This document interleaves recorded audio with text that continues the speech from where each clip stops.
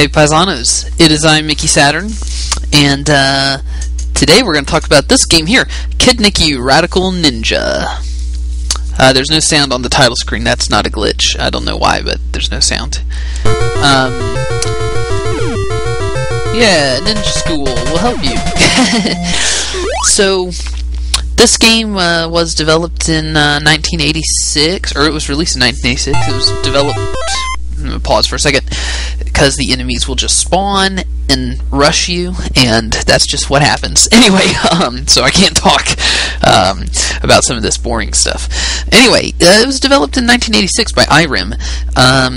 It was published in America by Data East. It's an arcade game originally, but this is the NES version, which is the version I grew up with. My brother bought this game. And you know what's funny? He told me a story that he bought this game because the packaging on the box showed these great graphics, and he got home and the graphics were nothing like what was on the box, and in fact the box had shown screenshots from the arcade game instead of from the NES game.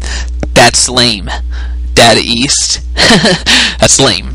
And I'd always wondered if this was true, but I just checked. I was doing a little bit of research and just looked this up on Wikipedia, and it's actually mentioned on Wikipedia. So if you look up Kid Niki Radical Ninja on Wikipedia, they make reference to the fact that the console port versions, and there was NES, Commodore 64, and I can't remember what the other one was. Anyway, there were three. Anyway, all of them feature screenshots from the arcade game on the box. Lame. But the game itself is really quite fun.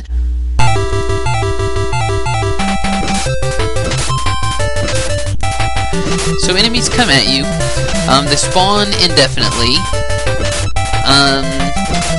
You can't just sit still or anything because they will keep spawning and coming. And you're really best off to just keep moving and attacking. And don't bother slowing down. You got blue guys, they just run. These guys jump. You got red guys, they shoot little spinny arrows at you. I don't know. Don't ask.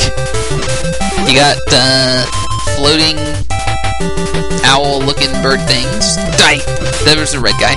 So the red guys shoot a projectile, and it's like an arrow that like loops around, just kind of comes at you. You can't duck under it, which is lame. And there are secrets hidden around, and they're hard to find because there's literally no clue whatsoever that they exist. And in fact, there's one right here. And in order to access it, you jump and attack, and you press left and right as fast as you can. There you go. And it takes you to this special guy here. So you fight these enemies, and if you kill a certain number of enemies without dying, you get a power-up. You may notice that you have no health. That's because you die in one hit in this game, like Contra, or like many old arcade games, which this game was originally. So there's my power-up. This actually lets me absorb a hit. Doesn't, as far as I know, it doesn't increase my attack power any. Now, I'm going to face more of these guys, but in these cases, I'm just going to run under the one he throws at me and kill the guy attacking. What?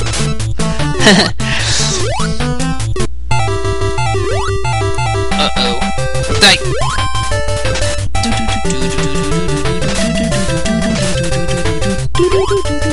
Woo! Whoa! And here's the first boss.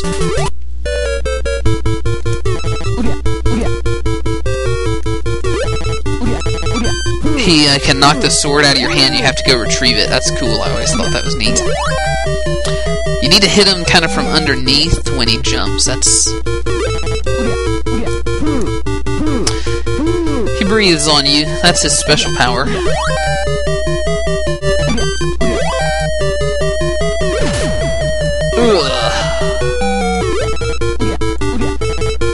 This fight has always seemed like a real battle of attrition to me, because it's never been clear exactly what I have to do to win, you know? I mean, to wait for him to jump, and I kind of have to hit him from underneath. I've never... Yeah, this just knocks a sword. But even when you do that, it doesn't work. And then he freezes you with his breath.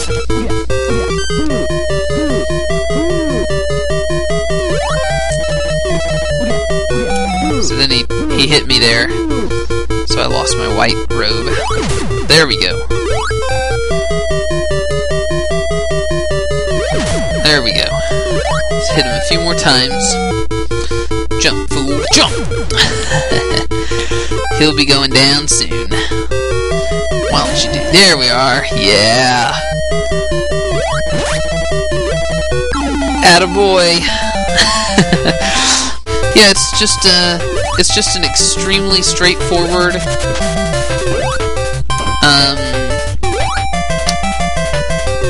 classic style kind of action arcade game.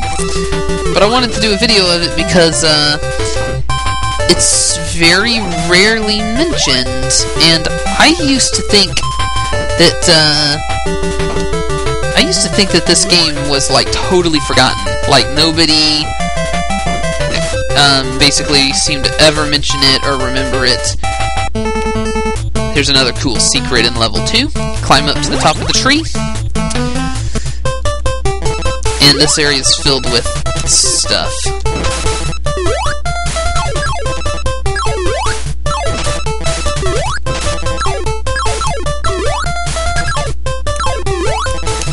And I mean, these things, as far as I've ever been able to tell, all they give you is points. I guess, I assume if you reach a certain number of points, you get a 1-up or something.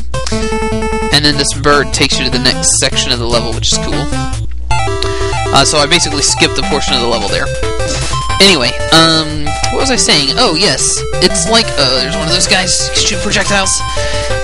It's like this game has been completely forgotten by history, and I think that's not right. I don't like for games to get forgotten anyway, but also I think this game's kind of good. There's a lot of things about it that I guess I can see why some people would say, oh, this game's not good. The graphics are very simplistic. Of course, that's the home port of an arcade game. Seriously? Look at where my sword was.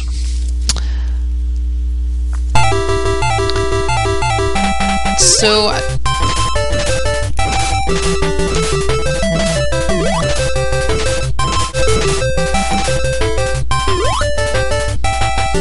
there you go, there's that projectile.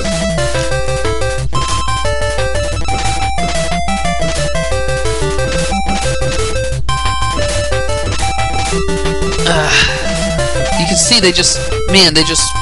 oh, I got a 1-up just then. They just slam you with just endless enemies. It's like they just come streaming at you. You can tell it's an arcade game it wants to kill you every 60 seconds or so. That really comes through. And here's the boss of this area.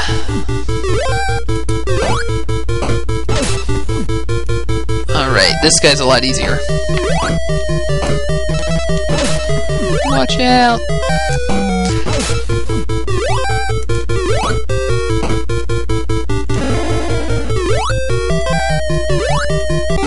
Attaboy!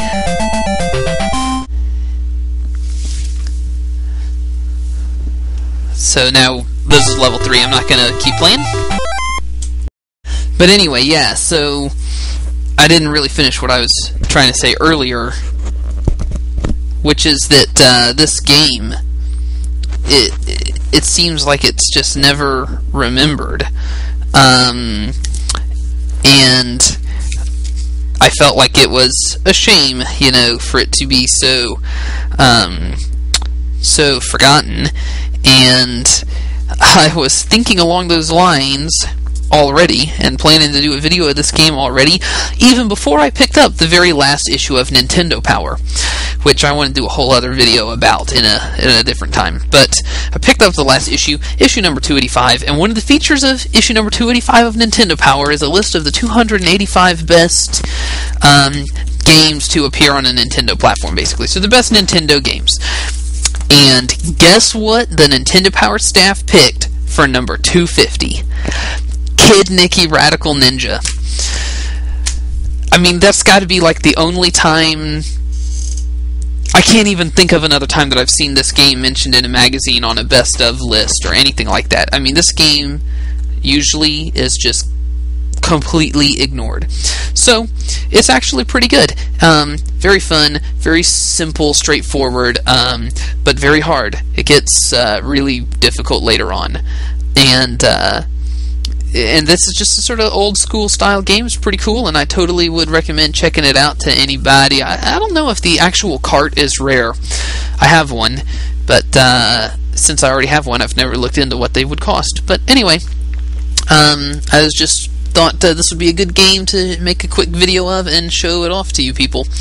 So if it piques your interest, I encourage everyone to check it out, because I want everyone to play classic games and remember how great they are.